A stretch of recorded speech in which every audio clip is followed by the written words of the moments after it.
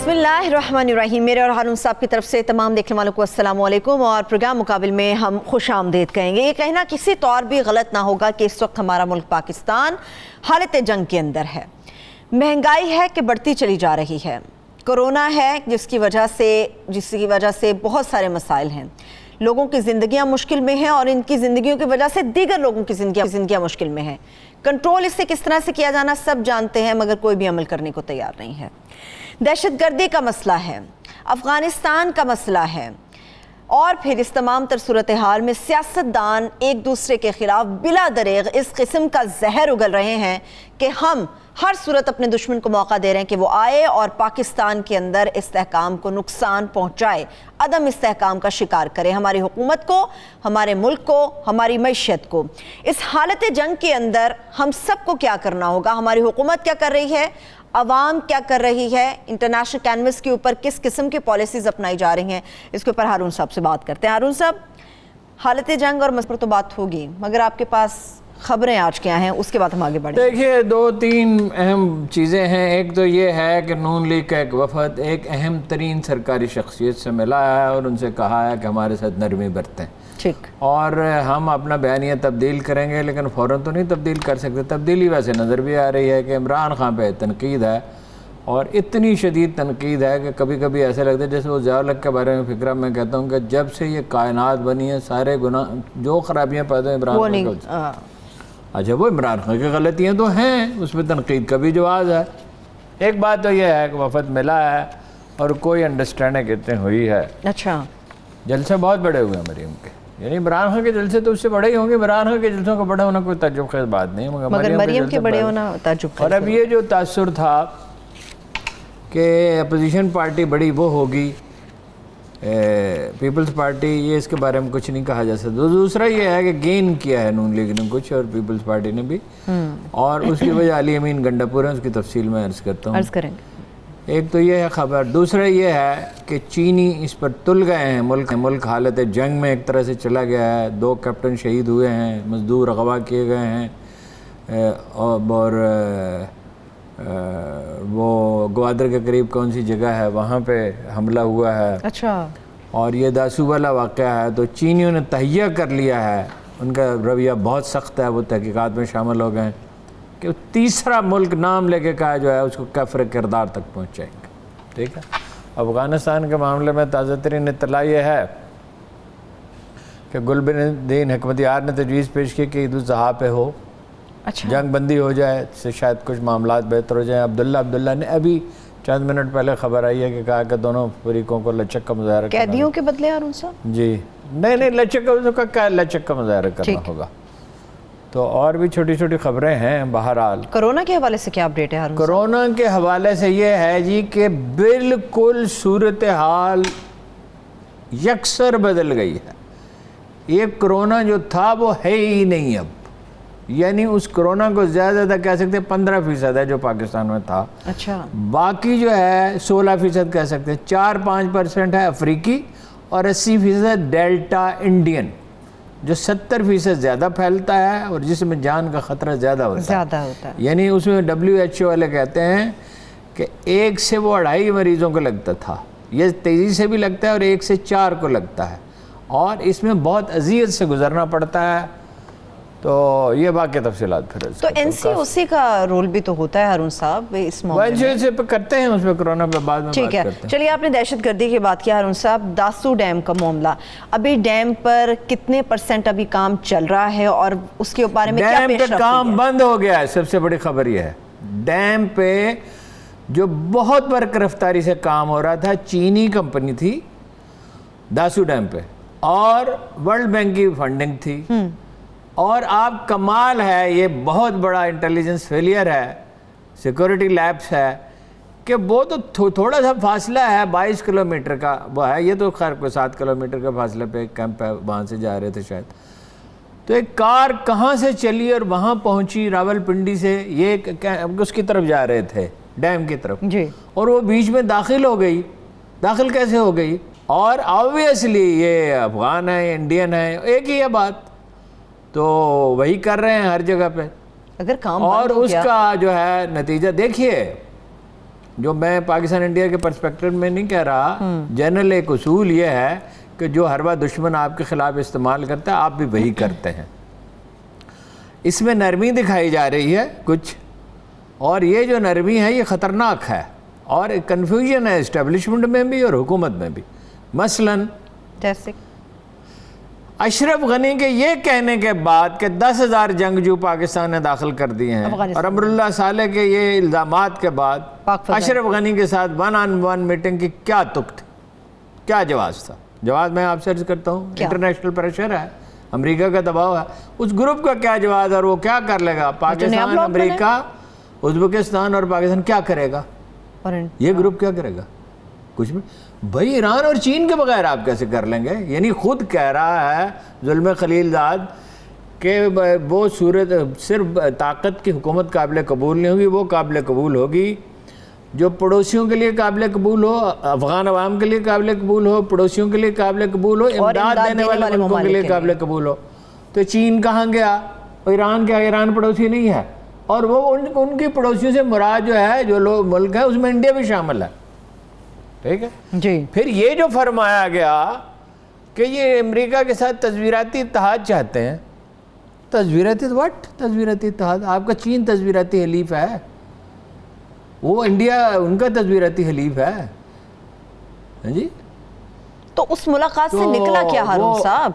اشرف غنی سے ملاقات میں کیا کچھ بھی نہیں نکلا، کوئی ہی میڈ نو کمٹمنٹ. اچھا تازہ خبر اور سنیں، ابھی اطلاع یہ ہے کہ حامد کرزئی کو فون کیا عمران خان نے، وہ اسلام آباد ان کو مدعو کیا ہے، ان سے بات کریں گے. اچھا اس سے بات کیا کریں گے؟ بات یہ ہے کہ وہ طاقت تو اس کی کوئی نہیں، لیکن سابق صدر ہے، حلقہ اثر ہے، وہ اشرف غنی کا مخالف ہے نا. مطلب پاکستان بہت تحمل سے کوشش کر رہا ہے جہاں کہیں سے بھی کوئی راستہ نکلے وہ نکالا جائے. لیکن کیا وہ شعر ہے یہ جو مغرب سے اتنی ہولناک مروبیت ہے، کوئی کلیئرٹی نہیں ہے، دو کشتیوں میں سوار ہیں کہ ایسے مانوس صیاد سے ہو گئے، رہائی ملی بھی تو مر جائیں گے. ہاں جی، اپنا بنا کے چھوڑ دیا، کیا سیریا کیا رہائی. ادھر ہی دیکھتے ہیں مغرب کی طرف. اور کچھ لوگوں کے ذاتی مفادات بھی، امریکی لابی میں نے آپ سے کہا تھا بہت متحرک ہو جائے گی، ہوتی چلی جائے گی.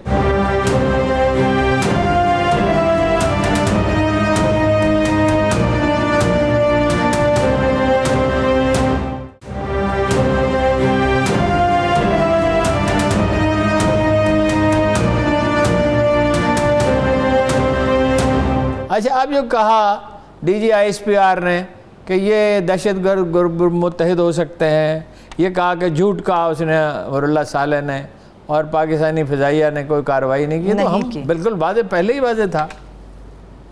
جناب والا اتنی نرم زبان کیوں استعمال کر رہے ہیں؟ اتحاد وہ کرا چکے 6 مہینے پہلے یہاں دہشت گرد گروپوں میں. اگر یہ اطلاع درست ہے، میرے پاس کنفرم کرنے کا تو کوئی ذریعہ نہیں، لیکن یہ ذمہ دار لوگ کہہ رہے ہیں کہ 3 ارب پاکستانی روپے نکلے کندھار کے ان کے قوصل خانے سے. تو یہ تو کوئی شبہ ہی نہیں ہے نا کہ وہی ٹرینڈ کر کے بھیج رہے تھے خود کش حملہ آوروں کو، اور مرسنریز جو ہیں وہ لگے ہوئے تھے. D G I S P R نے بھی تصدیق کیا ابھی پیسوں کے حوالے سے. اچھا D G I S P R نے تصدیق کیا تو اسے مصدقہ ماننا چاہیے. پھر یہ ہے ایک بہت المناک پہلو ہے، ذرا سا موضوع سے ہٹ کے، موضوع سے تعلق ہے اس کا. ویسے وہاں وہ بندرگاہ کیا نام ہے وہ جگہ کا جہاں پہ گوادر کے قریب جہاں حملہ ہوا، ایک کیپٹن اور کئی سپاہی شہید ہوئے. ابھی کورم میں ایک کیپٹن اور کئی سپاہی شہید ہوئے. جی ابھی بھی.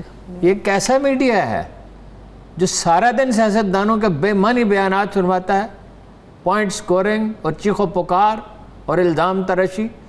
کوئی اس کیپٹن کی زندگی کے بارے میں نہیں، کچھ ان سپاہیوں کی زندگی کے بارے میں نہیں، جو وہ جانے دے رہے ہیں ہمارا کل کے لیے، اپنا آج قربان کر رہے ہیں، اور اس ڈٹرمنٹلی لڑ رہے ہیں ہر آپریشن.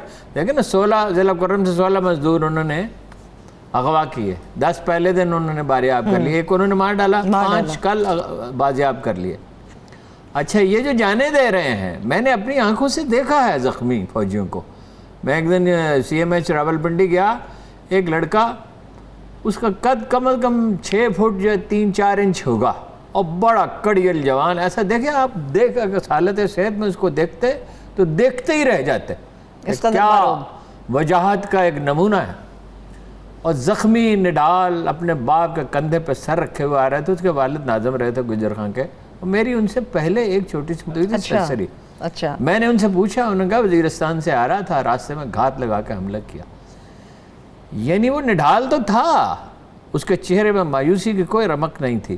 یہ جو 5,000 فوجیوں نے جانے دی ہیں، جو شہریوں نے جانے دی ہیں، وہ بھی کوئی ہر جان قیمتی ہے، لیکن جو آدمی آگے بڑھ کے جان دیتا ہے، شہادت وہ ہوتی ہے، وہ کہتے ہیں نا ہم نے شہادتیں پیش کی، ہم نے جانے دی. او بھائی، آپ نے اقتدار کی جنگ لڑی ہے.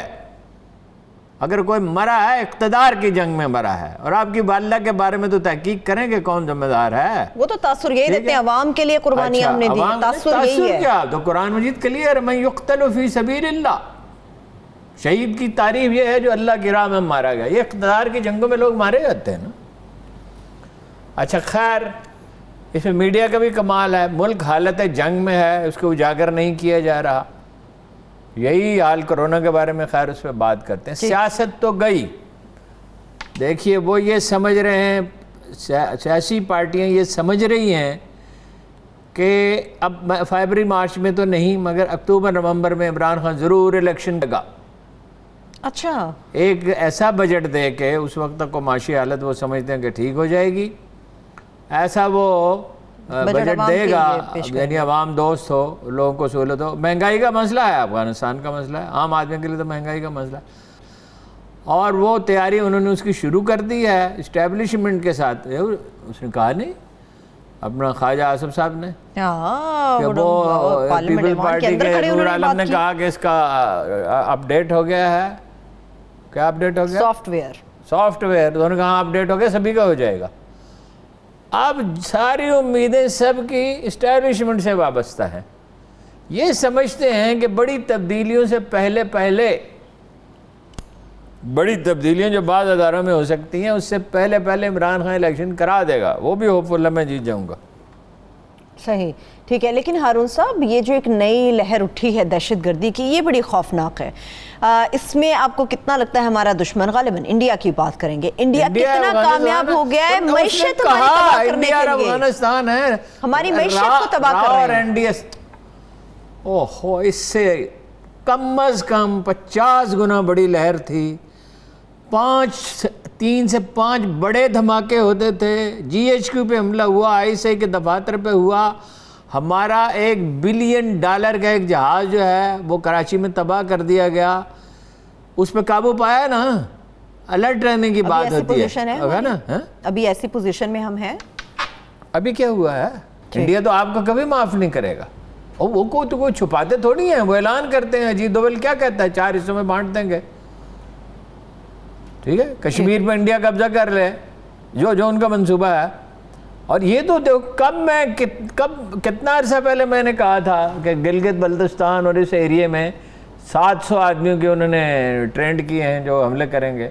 اسی طرح بلوچستان سب سے بڑا ٹارگٹ ہے. کوئی آج کی بات نہیں ہے، اس کا پس منظر سمجھیں. عبدالغفار خان ولی خان کی مدد کیوں کرتے رہے پختونستان کے لیے؟ سندھو دیش کے لیے چند سو آدمی تھے نا. کوئی سندھی عوام کی حمایت تو حاصل نہیں تھی. سندھ سے تو جیتی تھی پیپلز پارٹی تھی نا.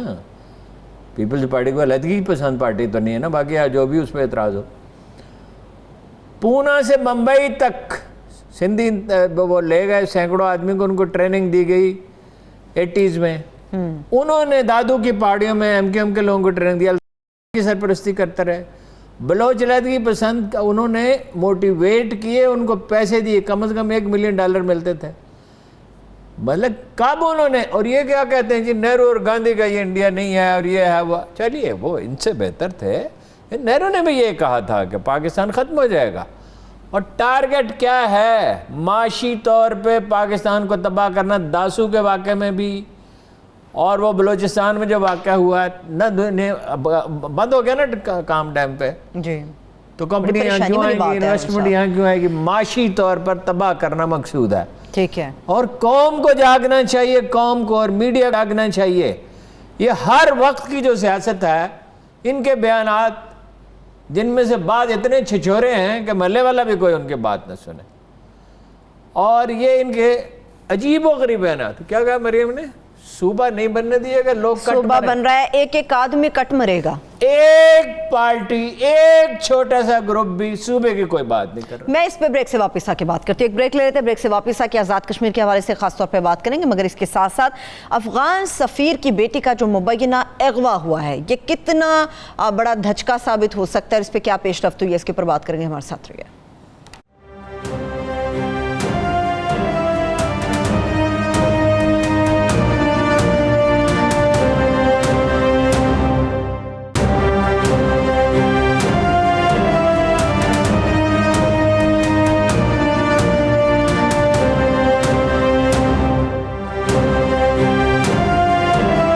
Welcome back. ہارون صاحب, آزاد کشمیر پہ بات کروں گی, مگر ایک بہت بڑا واقعہ جو ہو گیا, افغان سفیر کی بیٹی کا مبینہ اغوا, عمران خان صاحب نے نوٹس لے لیا. یہ اصل قصہ کیا مختلف اس طرح نہیں, اغوا تو وہ ہے ہی نہیں. خیر تحقیقات ہوگی تو جو ابھی جو واقعات سے جو نظر آتا, اغوا نے گھر سے سفارت خانے سے, وہ گھر سے یا سفارت خانے سے وہ پیدل نکلتے ہیں. اس کا کیا مطلب ہے؟ یعنی بے احتیاطی کی حد ہے. ویسے تو بیچاری کے ساتھ بہت زیادتی ہوئی, اور ظاہر ہے اس کی مجرموں کو تلاش کرنا چاہیے, اور انشاءاللہ تلاش بھی کر لیے جائیں گے, سزا بھی ملنی چاہیے.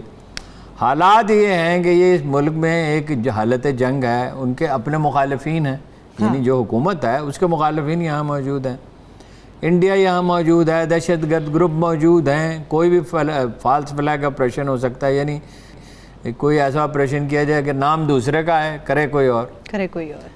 ٹیکسی میں سوار ہوئیں, پھر وہ مارکیٹ میں پیدل پھرتی رہیں, پھر دوسری ٹیکسی والا تو تلاش کر لیا گیا ابھی تھوڑی دیر پہلے. اچھا, اب وہ مطلب ٹارگٹ وہی ہے, پاکستان میں کو معاشی طور پر تباہ کرنا. اب یہ آج انڈین میڈیا اس پہ کتنا چیخ رہا ہوگا, یورپی یونین نے اس پہ تشویش کا, افسوس کا اظہار کیا ہے, تو وہ پتہ تو اس کے چل جائے گا.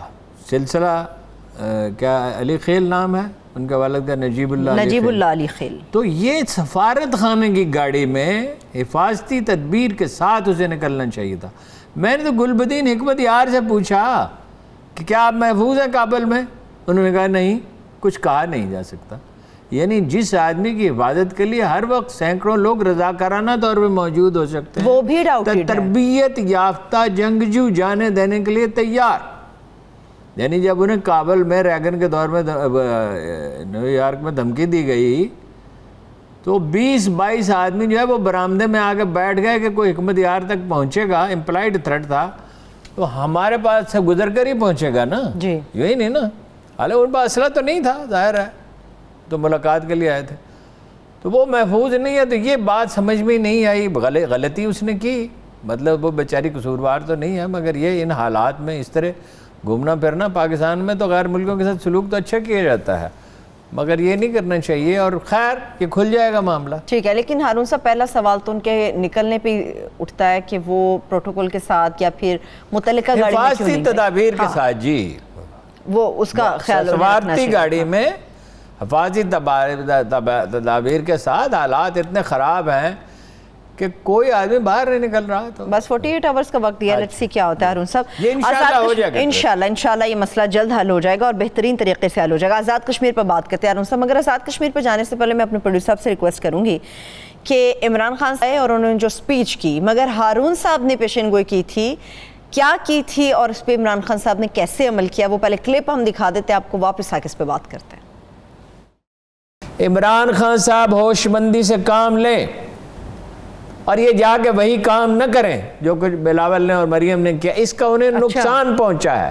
یہ میرا تاثر نہیں ہے, یہ میں نے ہر جگہ آزاد کشمیر میں لوگوں سے پہنچا, انہوں نے کہا کہ لوگ تو کر رہے ہیں اس پہ. یعنی مقبوضہ کشمیر میں ظلم انڈیا کر رہا ہے اور یہاں تنقید ہو رہی ہے عمران خان کے اوپر. ٹھیک ہے, دوریاں کتنی بھی ہوں, مشورہ آپ کا مان لیتے ہیں ہارون صاحب؟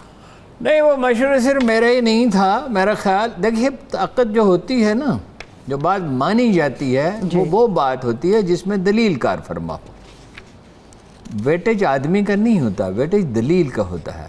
میں نے مثلا آج جلسہ شروع ہونے سے تھوڑی دیر پہلے ایک وفاقی وزیر سے بات کی جو قریب ہیں عمران خان کے, اچھا, اور ان سے پوچھا اچانک مجھے احساس ہوا, مجھے یہ فکر عمران خان کی نہیں تھی, مجھے فکر یہ تھی کہ مقبوضہ کشمیر میں کیا میسج آ رہا ہے. یعنی وہ کہہ رہی ہیں کہ صوبہ بنے گا. بھائی کوئی ایک آدمی صوبے کے حق میں نہیں ہے. ایک پہلے مفروضہ بنایا, پھر اس پہ ایک عمارت کھڑی کی, اور یہ بھی کہہ رہی ہیں کہ الیکشن ہم جیت چکے ہیں. کہاں سے جیت چکے ہیں؟ آپ گلگت بلتستان میں بھی جیت چکے تھے. یہاں تو بڑے پر امید ہے کشمیری ہونے کی وجہ سے. وہ اچھا, کون سے کشمیری کہتے ہیں ہارون صاحب؟ وہ کہنے سے کیا ہوتا ہے؟ باہر سے ان کا ڈی این اے ٹیسٹ کرائیں, اس سے کیا ہوگا؟ ان کے ڈی این اے ٹیسٹ سے ہر چیز پتہ چل جاتی ہے نا. وہ عمران خان صاحب سے میں کہتا تھا کہ آپ کے قبائل جو ہیں بلاد شام سے آئے ہیں, تو وہ کہتے تھے یہ مفروضہ ہے, تو میں نے کہا ڈی این اے ٹیسٹ کرا لیں. ان کے دادا کشمیری نہیں تھے, شادیاں کشمیری خاندانوں میں ہوئی نا, تو کشمیر کی بیٹی. وہ ہمارے عباس اطہر مرحوم جو تھے, بڑے لیجنڈری اخبار نویس تھے, ان کا ایک ڈرائیور تھا, وہ نواز شریف شہباز شریف کی حکومت میں وہ میاں صاحب کہلاتے تھے. وہ D G P R office میں کام کرتا تھا. اچھا. پھر بٹو کی حکومت آ گئی تو وہ ہو گئے اپنا وٹو, مثلا اس کا نام فرض کیجیے امین وٹو ہو گئے. اچھا. پھر نکئی کی حکومت ہے, وہ امین نکئی ہو گیا. پھر اپنا حکومت آ گئی اپنا یہاں چودھری پرویز الہی کی, تو وہ چودھری ہو گیا. وہ بھائی یہ کیا ہے؟ کوئی اس پہ ناپسندیدگی کا سخت اظہار کیا رسول اللہ صلی اللہ علیہ وسلم نے کہ آپ اپنے ذات. اچھا چلیے مان لیے کشمیری, اوپر سے کشمیری ہے نا, اندر سے بھارت کے ساتھ کیا تھا؟ وہ تایا جان کے خلاف تو کوئی بات نہیں کرتے. شیخ رشید نے ٹھیک کہا ہے, اس میں کوئی مبالغہ نہیں ہے. عام طور پہ شیخ صاحب تو بڑا مبالغہ کرتے ہیں کہ بھائی وہ اس کے خلاف کیوں نہیں بات کرتے. اور جو وہاں مظالم ہو رہے ہیں, عمران خان نے بہت اچھا کیا, ہوش مندی. ایک تو خیر جو اسے کہنا چاہیے تھا, اس نے کہا ہیلتھ کارڈ کی بات کی, ٹیکنیکل ایجوکیشن کی بات کی, جو کشمیر میں اصل ضرورت ہے ان کے اوپر بات, آسان غیر سودی قرضوں کی بات کی, کامیاب پاکستان پروگرام کے لیے.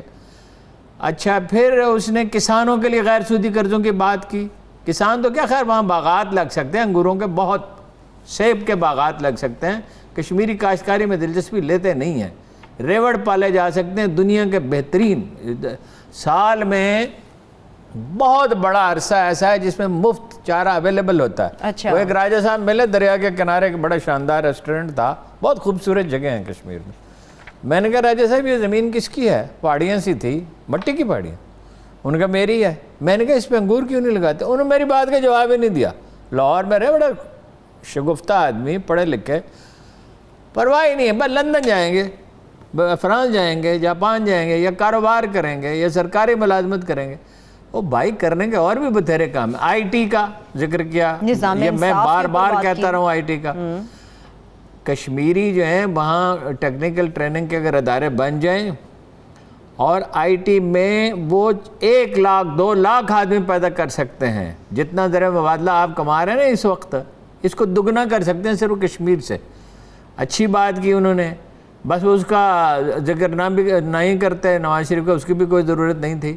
خیر انہوں نے کر دیا کہ بھائی وہ رہ تو سکتا نہیں. آپ کو پتا خان صاحب کہ بھائی ایسی اداکاری تو بالی ووڈ میں بھی نہیں ہوتی, ویسے ہالی ووڈ میں بھی نہیں ہوتی ایسی. بالی ووڈ کو تو چھوڑ دیں.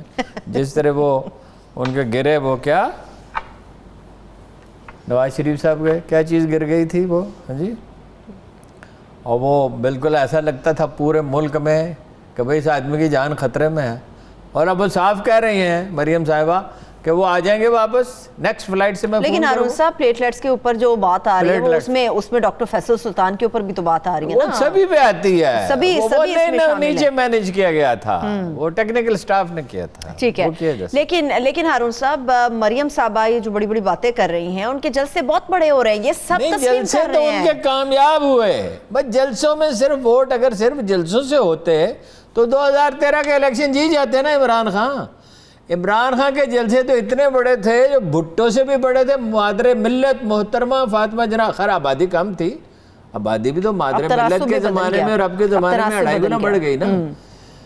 تو وہ جلسے تو 2013 میں پھر کیا ہوا تھا, ٹکٹوں, ویسے انہوں نے ٹکٹوں کی تقسیم میں بہت غلطیاں کی ہیں پی ٹی آئی نے.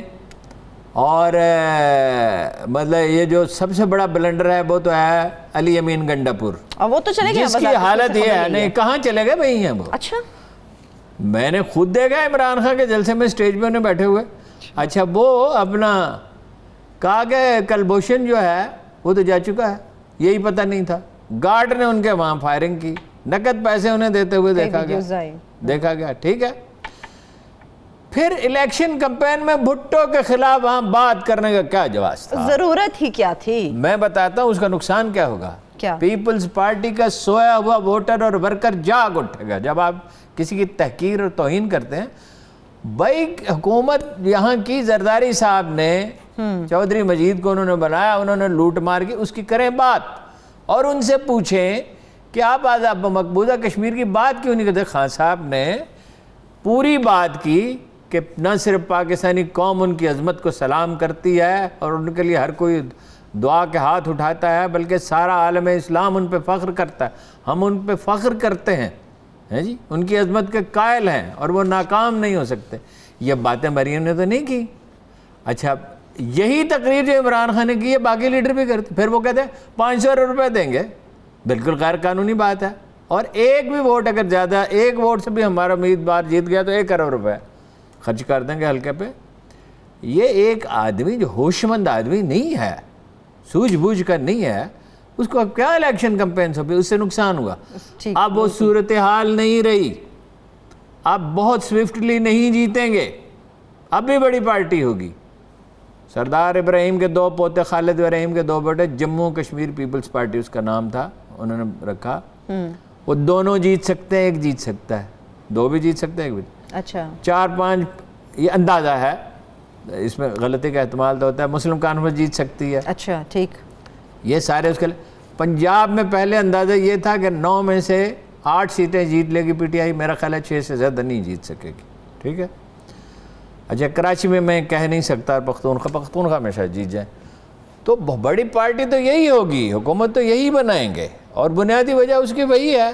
ایک تو ان کی عمران خان نے جو میسج جا کے دیا وہ ٹھیک میسج دیا، سیکنڈلی یہ کہ وفاقی حکومت۔ پھر یہ جو مریم کا تو مجھے سمجھ نہیں آتی اس کو ہو کیا گیا کہ یہ باغ میں اس لیے گیا ہے کہ وہاں تنویر الیاس جو ہے وہ نیا اس نے اے ٹی ایم تلاش کر لیا ہے۔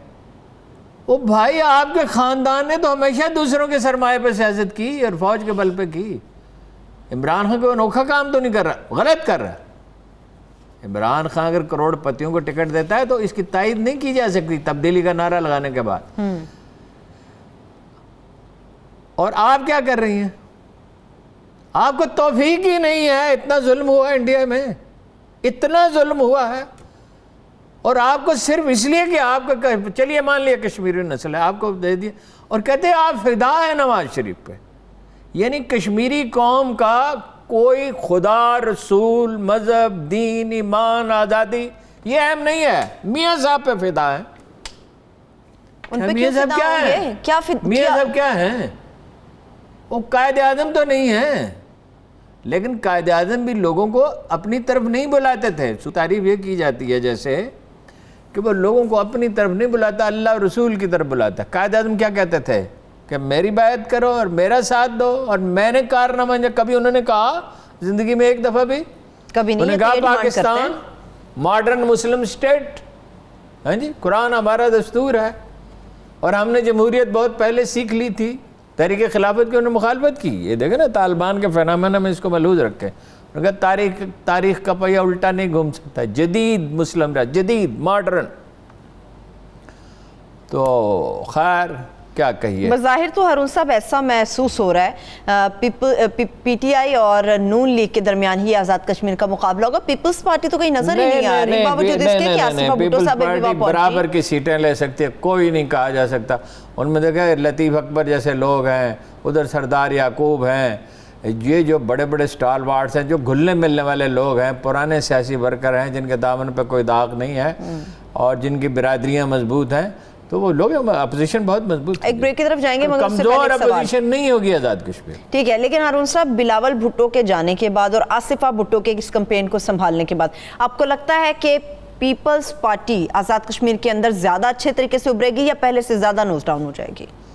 آپ کا کیا ذاتی خیال ہے اس پہ؟ نہیں، آصفہ کا تاثر ظاہر ہے بلاول سے تو بہتر ہی ہے نا، بلاول میں تو وہ انگریڈینٹس پائے ہی نہیں جاتے جو پاپولیرٹی کے لیے ضروری ہیں، اور جو ان کی حکومت رہی ہے وہ تو آزاد کشمیر کی حکومت کی بدترین حکومت تھی, کوئی خاکروب بھی نہیں شاید بھرتی ہوتا تھا بغیر پیسوں کے, اور بوریوں میں آخر میں پیسے بھیجے گئے تھے, آخری جو چند دن رہ گئے تھے اس میں بھی کچھ ملازمتیں بیچ کے بوریوں میں پیسے بھیجے گئے, ایوری باڈی نوز. لیکن عجیب بات ہے, پیپل پارٹی کا ورکر انٹیکٹ رہا, بندے تو گئے مسلم کانفرنس سے نون لیگ میں, اور پھر نون لیگ سے واپس مسلم کانفرنس پیپلز پارٹی کے PTI میں آ کارکن وہیں کے وہیں, اور ان کے کچھ لیڈرز بھی وہیں, بہت سے ورکر ان کے. باقی کام علی امین گنڈا پور نے اصل فائدہ انہیں پہنچایا, جو بھٹو کو غدار کا لفظ غدار اور ہے, اور یہ کہنا کہ کوئی شوث اقتدار میں مبتلا تھا اور اس نے ظالم کی, یہ دوسری بات ہے. بالکل صحیح بات ہے. ایک بریک کی طرف چلے جاتے ہیں. ان کا سب سے بڑا ایسٹ جو ہے نا پیپلز پارٹی کا, وہ علی امین گنڈا پور تھا. ٹھیک ہے, چلیے دیکھتے ہیں خان صاحب اب ان کے ساتھ کیسا رویہ رکھتے ہیں. ایک بریک لے لیتے ہیں, بریک سے واپس آئیں گے. چلیے ہارون صاحب دیکھتے ہیں, ایک بریک لے لیتے ہیں, بریک سے واپس آئیں گے. سیاست کے اوپر ہی گفتگو کو آگے بڑھائیں گے, مگر اس کے ساتھ ساتھ ملک کے اندر جو کورونا کی صورتحال ہے اس کے اوپر بھی تفصیل سے بات کریں گے. ہمارے ساتھ رہیے.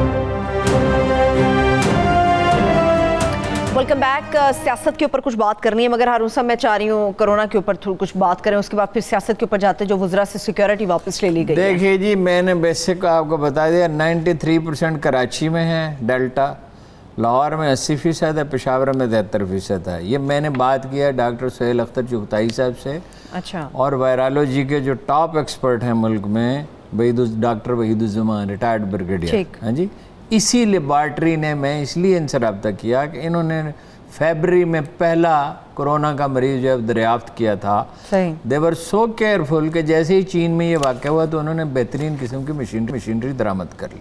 ٹھیک ہے. دوسری بات یہ ہے, یہ زیادہ پھیلتا ہے, تیزی سے پھیلتا ہے, علاج وہی ہے جو روز اول سے ہم کہہ رہے ہیں, ویکسینیشن اور جناب ہر وقت بہترین ماسک پہننا. ایک بات کی انہوں نے تعریف کی کہ NCOC نے ایک زبردست نظام اسٹیبلش کیا. یعنی ملک کی کسی بھی کونے میں, کسی بھی لیبارٹری میں کوئی مریض آیا, اس کا ڈیٹا انہوں نے پابند کیا کہ ہمیں بھیجیں, ڈیٹا ہمیں ٹھیک ساتھ مل گیا. ٹھیک ہے. پھر جتنے محدود وسائل تھے ان کے ساتھ یہ جنگ لڑی گئی. یعنی ایران میں 90,000 آدمی, ایران کی آبادی 8 کروڑ ہے, پاکستان کی 22 کروڑ ہے, ہمارے 22,000. انڈونیشیا تباہ ہو گیا, انڈیا تو تباہ ہی ہو گیا نا. انڈیا میں تو ابھی فگرز آئیں گے, کم از کم 15-20 لاکھ آدمی وہاں گئے جان سے. اور انڈیا میں یہ ڈاکٹروں نے یہ کمال کی اتنی بے احتیاطی کی کہ اسے ایک نیا مرض ایجاد کر دیا. اب وہ کرونا نہیں ہے, اب وہ کچھ اور ہے. جب وہ رزسٹ کرنے لگتا ہے کوئی وائرس اینٹی بائیوٹک کو, تو وہ تو پھر وہ نہیں رہتا, وہ پھر کچھ اور ہو جاتا ہے, وہ بہت خطرناک ہے.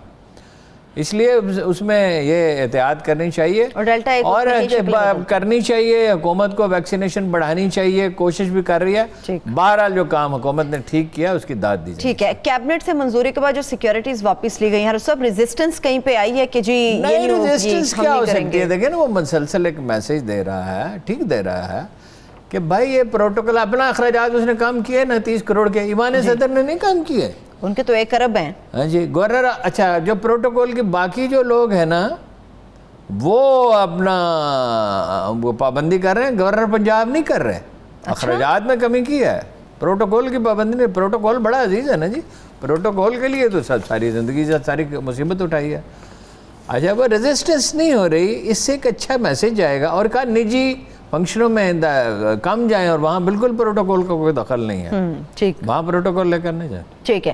ہارون صاحب, افغانستان پہ ابھی بات کرنا کچھ باقی ہے. دوحہ کے اندر جو مذاکرات ہو رہے ہیں, دوحہ کے مذاکرات تو الگ ہے نا, کہ عبداللہ نے کہا سب کو لچک دکھانی ہوگی. ایسا ہی ہے. اگرچہ یہ افغانوں کے مذاکرات اتنے ٹف ہوتے ہیں, آپ اندازہ نہیں کر سکتے. یہ ساری اپ ٹل سینٹرل ایشیا, یہ ان قوموں کا مزاج ہے. 15,000 کا قالین کی قیمت آخر میں 1,300 روپے نکلتی ہے. یہاں ایک اور مسئلہ ہے. مسئلہ یہ ہے کہ ایک دوسرے کا خون بہایا گیا ہے. مثلاً دوستم نے شمال میں 3,000 آدمیوں کو یا گولی مار کے مار ڈالا, طالبان کو یا کنٹینروں میں بند کر کے مار دیا.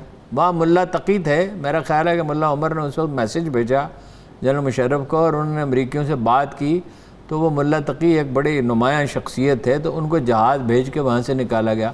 آج وہ ملا تقی کابل کے دروازے پہ کھڑا ہے نا، دروازے سے مراد ہے کہ بھائی وہ اسی نے داخل ہونا، اس کے ساتھیوں نے۔ وہ ان 3000 آدمی کو کیسے بھول سکتے ہیں جو کنٹینروں میں بند کر کے مار ڈالے گئے تھے، اور یہی دوسرے مسائل بھی ہیں۔ تو ابھی چند منٹ پہلے یہ مجھے اطلاع دی ہے جی ایک محترم دوست نے کہ امریکی چینی کے صدر لی جن پنگ انہوں نے فون کیا ہے اشرف غنی کو۔ تو بہت بڑی ڈیولپمنٹ ہے، بات چیت کچھ پتہ موسٹ پروبیبلی میں اندازہ لگا سکتا ہوں، موسٹ پروبیبلی انہوں نے یہ داسو والے واقعے پہ بات کی، اور اس ٹیررزم پہ دیکھیں نا، یہ پہلا واقعہ نہیں، چینی انجینئر ٹارگٹ کیے گئے صحیح انٹر کانٹیننٹل کراچی میں، چینی قونصل خانے پہ حملہ کیا گیا۔ بالکل چینی اس معاملے میں اب کوئی کسی رو رعایت کے لیے تیار نہیں ہے، نہ انڈیا کو کوئی رعایت دیں گے نہ ان کو دیں گے، اور ہم سے ان کا گلہ جائز ہے کہ بھائی آپ بہتر بنائیں اس کو، سیکورٹی کے معاملات کو۔ جب آپ یعنی یہ بدترین صورتحال تھی، اور اس میں اگر ایسا واقعہ اس میں اگر ہم نے جب بدترین صورتحال تھی اس میں تو ہم نے قابو پا لیا، اور اب آپ ڈھیلے پڑ گئے، یہی کرونا والا معاملہ ہے۔ یعنی جب تو صورتحال یعنی ایک طوفان آیا ہوا تھا، 200-250 میں بات ہو رہی تھی، تو بتدریج ٹھیک ہو گیا نا معاملہ، 25-30 پہ آ گیا ہے۔ تو اب جب کہ زیادہ احتیاط کی ضرورت پڑی، اچانک یہ ڈیلٹا آ گیا، تو ہم پرلے درجے کی بے احتیاطی برت رہے ہیں، وہ بھی نہیں پہن رہے، ماسک بھی نہیں پہن رہے لوگ۔ چاہیے جائے کہ ویکسین بھی فوراً لگوائیں، اور وہ بھی، اور جن لوگوں کے پاس وسائل ہیں وہ تو نجی اداروں سے لگوائیں، اور بہت اچھی ویکسین، روسی ویکسین بھی اچھی ہے، 92% اس کے اثرات ہیں۔ صحیح۔ آپ نے تصویراتی معاملے کے اوپر بھی ہارون صاحب بات کی، مگر اس کی کچھ تفصیل ہمارے ساتھ شیئر نہیں کیا۔ دیکھیے جی، تفصیل اس کی کیا ہے کہ دباؤ آ رہا ہے، ایک گروپ بنا لیا 4 ملکوں کا، یہ کچھ کر سکتا ہی نہیں ہے۔ یعنی حد آب کی مدد کون کر رہا ہے؟ پائپ لائن کون بنا رہا ہے؟ گیس کی پائپ لائن کون بچھا رہا ہے؟ روس۔ آپ کے F-17 تھنڈر جہاز کے لیے جو آپ کا بہت اہم قیمتی اثاثہ ہے، اس کے لیے انجن کون دے رہا ہے؟ آپ کا روس، ظاہر ہے انڈیا اس پہ خوش تو نہیں ہے۔ آپ زیادہ تر دفاعی تعاون آپ کا سب سے بڑھ کر چین پہ ہے، بلکہ ایک طرح سے انحصار بھی ہے، ٹھیک ہے نا، وہ انہوں نے انڈیا کو دباؤ میں رکھا ہوا ہے۔ اور آپ یہ کیسے ارشاد فرماتے ہیں کہ چین کے امریکہ کے ساتھ اپنا تصویراتی وہ ہو سکتا ہے، حلیف ہو سکتے ہیں؟ وہ بھائی اس ملک کے حلیف ہیں جو اس ملک کو، جو پاکستان کو ختم کرنا چاہتا ہے۔ یہ جو خوہ غلامی ہے نا، یہ جو ہڈیوں کے گودوں تک رچی ہوئی ہے، مغرب کی طرف دیکھتے ہیں۔ آپ کو یاد نہیں ایک وزیر نے کہہ دیا تھا، اچھے بھلے وہ آدمی کہ بھائی اپنا اس کو سی پیک کو ذرا ملتوی کر دیا جائے۔ چین جو ہے یہ ہمارے لیے اجنبی ہے، انہوں نے ہم پہ حکومت کی ہے۔ وہ فرانسس فینن کہتا ہے کہ غلام کی روح میں آقا بسنے لگتا ہے۔ 50 سال گزر گئے تھے مسلمانوں کو سسلی چھوڑے ہوئے، اور 50 سال بعد بھی وہاں عدالتوں میں عربی زبان استعمال ہو رہی تھی۔ یہ جو مروبیت ہے یہ بڑی خوفناک چیز ہے۔ ٹھیک ہے، آخر میرے پاس چند منٹ ہے ہارون صاحب، میں چاہ رہی ہوں سیالکوٹ کے الیکشن کے اوپر تو ہم بات کریں گے، مگر میں چاہ رہی ہوں آج کچھ بتائیں کہ وہاں کی کیا صورتحال ہے۔ آپ سیالکوٹ میں جو ادھوری سی معلومات ہے نا، آج کچھ لوگوں سے بات کی، وہ یہ ہے کہ انہوں نے بڑی اچھی الیکشن اسٹریٹجی بنائی۔ اچھا، بریار فیملی نے، حالانکہ ان کے تو امیدوار کے کاغذات مسترد ہو گئے تھے، ان کے بھتیجے کو لڑنا پڑا، اور پانی کی طرح انہوں نے پیسہ، اسٹریٹجی بھی اچھی بنائی۔ ہر یونین کونسل کی سطح پہ گروپ بنایا، یونین کونسلوں میں جو لوگ تھے، چیئرمین بلدیہ کے یا ممبر یا کونسلر یا مؤثر لوگ، پھر انہوں نے چیمبر آف کام تاجروں کو ساتھ ملایا، بزنس مین کو ساتھ ملایا، اور بہت سی سڑکیں خود بنانی شروع کر دی۔ اچھا، مثلاً ایک سڑک بن رہی ہے تو وہ مشین پکڑ کے لے گیا، جو کھاڑنے والی مشین ہوتی ہے، کیا اس کو کہتے ہیں، تھانے میں، تو وہ صاحب وہاں پہنچے، انہوں نے کہا میں تو بہت سے فلاحی کام کیے ہیں، میں نے تو یہ کرونا کے معاملے میں یہ اکوپمنٹ منگوا کے دیا تھا، یہ کیا تھا، میں سڑکیں بنا رہا ہوں، آپ کو کیا تکلیف ہے؟ سیالکوٹ کی ساری سڑکیں ہم نے بنائی ہیں، ایئرپورٹ ہم نے بنایا۔ اچھا، گاڑیاں انہوں نے لے کے دی ہیں استعمال کے لیے، ٹھیک، اچھا پھر یہ کہ انفلوئنشلس کے ساتھ بہت گہرا رابطہ ہے. اب انڈسٹریل ورکر بھی جتنا ہے کوئی 35-40% تو سٹی ایریا, اس میں کچھ 10% تو ورکر ہوں گے. حیرت انگیز بات یہ ہے, یعنی وہ ویسے زیادہ وریو خاندان جو ہے وہ سیاست کا تجربہ زیادہ ہے, فہم زیادہ ہے, ہمیشہ جیتتے رہے ہیں, ان کے عوامی رابطے گہرے ہیں. اب کل میں کوشش کروں گا مزید تفصیل معلوم ہو, لیکن یہ کہ اب بہت سخت مقابلہ ہو گیا. اور بعض لوگ تو یہ کہہ رہے ہیں کہ جیتنے کا چانس پیدا ہو گیا پی ٹی آئی کا. پیسہ کیوں نہیں خرچ کیا نون لیگ نے, اور کیوں دلچسپی نہیں لیا؟ ابھی 24 کو جائیں گی مریم وہاں پہ. جی لیکن ہارون صاحب ابھی زمینی حقائق کیا کہہ رہے ہیں؟ حتمی طور پہ تو ہم بھی کچھ نہیں کہہ سکتے, مگر زمینی حقائق مقابلہ بہت سخت ہو گیا نا. یعنی پہلے تو ان کا کوئی چانس جیتنے کا نہیں تھا, تو اب تو کہا یہ جا رہا ہے کہ ان کے جیتنے کا چانس زیادہ ہے پی ٹی آئی کے. ہاں چلیے دیکھتے ہیں, میرے خیال میں اس کے اوپر ہم تفصیل ویسے تو جہاں مریم ہو وہاں گھر بیٹھے وہ اعلان فرما سکتی ہیں کہ ہم جیت گئے, اور اگر نہ جیتے تو مطلب یہ دھاندلی ہوئی ہے. لیکن یہ الیکشن کمیشن جو ہے وہ بالکل آزاد ہے. آزاد کشمیر میں الیکشن کمیشن نے کہا نا بھائی صاحب نکل جاؤ, یا کم از کم تقریر نہیں, عمل ہوا یا نہیں ہوا؟ آزاد کشمیر کا الیکشن کمیشن بھی طاقتور ہے اور پاکستان کا الیکشن کمیشن بھی طاقتور ہے. بعض اوقات تو ایسا لگتا ہے کہ وہ اپوزیشن سے زیادہ ہمدردی, لیکن بہت پاورفل ہے وہ. پھر ڈسکا میں تجربہ ہو چکا ہے ایک دفعہ پہلے, یہ نہیں ہوگا, دھاندلی واندلی نہیں ہوگی. چلیے انشاءاللہ تعالیٰ اس کے اوپر سیالکوٹ الیکشن یعنی چھوٹی موٹی دھاندلی تو جتنی توفیق ہے پارٹیوں کو وہ کرنے سے بعد نہیں آئیں گی, وہ تمام کرتے ہیں, لیکن وہ اس طرح کی دھاندلی بڑے پیمانے کی. ٹھیک ہے, بہت شکریہ. تھینک یو سو مچ ہارون صاحب. میرے تمام دیکھنے والوں کو شکریہ. اپنا بہت سا خیال رکھیں. مجھے اجازت دیجیے. اللہ حافظ.